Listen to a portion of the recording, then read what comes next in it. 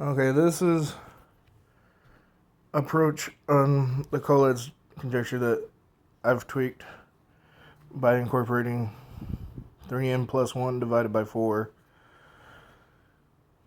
to try to make it faster,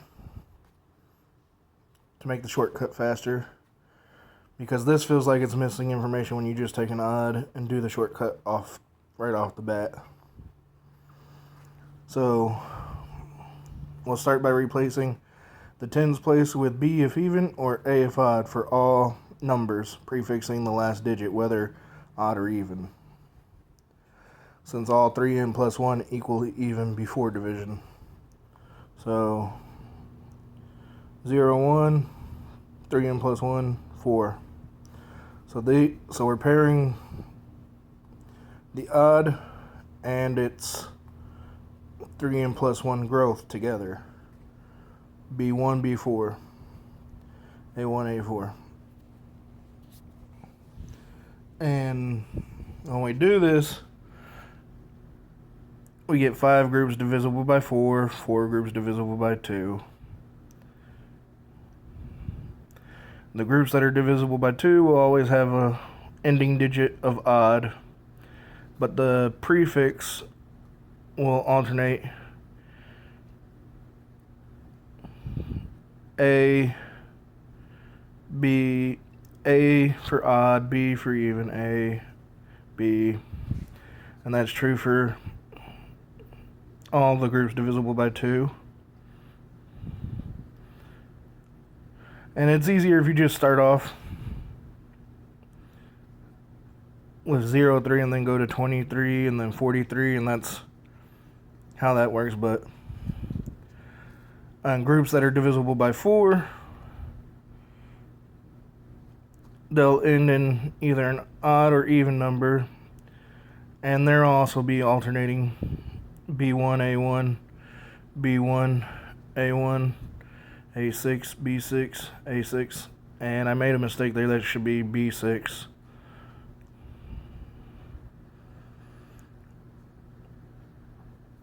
And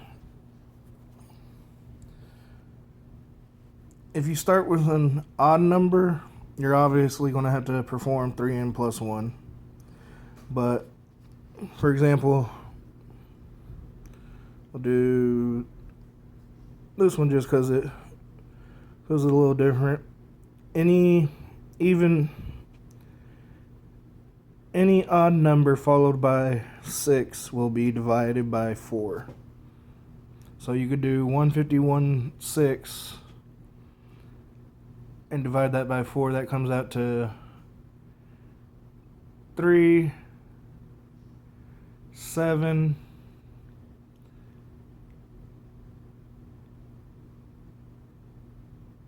9. And if we look,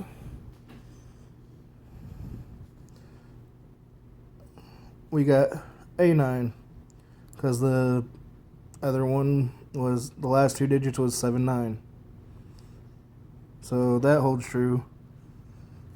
And then if you keep following it, it'll eventually should lead back to 0, 1, 0, 4, which for a small number like 151 6, 1,516, we know that leads to 1, since we know a large amount of numbers does lead to 1. But when you split those two groups, the groups that's divisible by 2, and make 8 groups in it, and then the group that's divisible by 4 and make 8 groups, you get this. 1A1 goes to group A7, 1, 5. 5 goes to group A7, 5, 3. And I've paired this up to where these 4 go to the same group, which is why it's 1, 5, the odd pairs, 3, 7, the even pairs. And then half of this group goes to B7.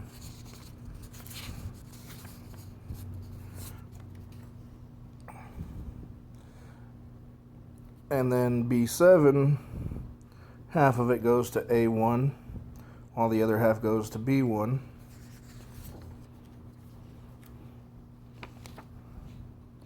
And this is an interesting one that's easy to digest, is that this is group A9. Half of group A9 goes to the entirety of group A9. And then the first half of A9 goes to B9. And what's interesting is here is, if you start at the very bottom, the first 8 goes to 4, but the second 8 goes to 8, 479, which is A9. And that 8 will actually line up here because we increase these values by 320. That's 479, and then that one will become 639. No. Yeah, 639. But so this will shoot out to group 4. Group 4 will go to either 6 or 2. 6 will go to 1 or 5, and 2 will go to 3 or 7 before it shoots out to B9.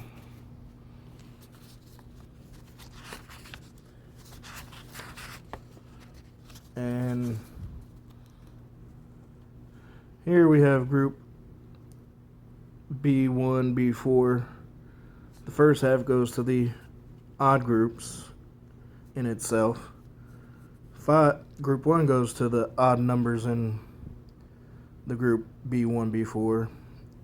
The fifth group goes to the even numbers in B1, B4. And then group 3 and group 7 goes to group A1. And we can tell because the tens place is odd and it's followed by 1.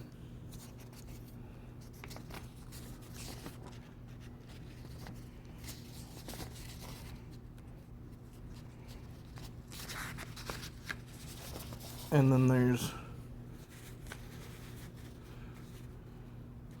and what's interesting is there's 3 groups that feed into themselves directly. That'd be this group, A9, A6, and there's B1, B4 that I just showed you feeds into itself, and A3, B0 feeds into itself as well. Those 3 groups feed into themselves. And then there's 2 groups, well technically 3, but first there's 2 groups that do this where A1 will feed into B7 and then B7 feeds into A1. And the other group that does that is A5, yeah. A5 feeds into group B3 and B3 feeds into group A5. So there's 2, and then there is a third group that does the same, but it's in the group. It's this, B9 only feeds into A7, A2, and B7, B2. And then B7, A7, A2 feeds into A9s and B9s. So there's 3 groups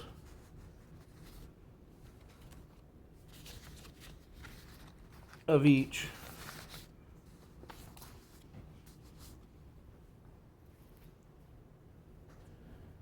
And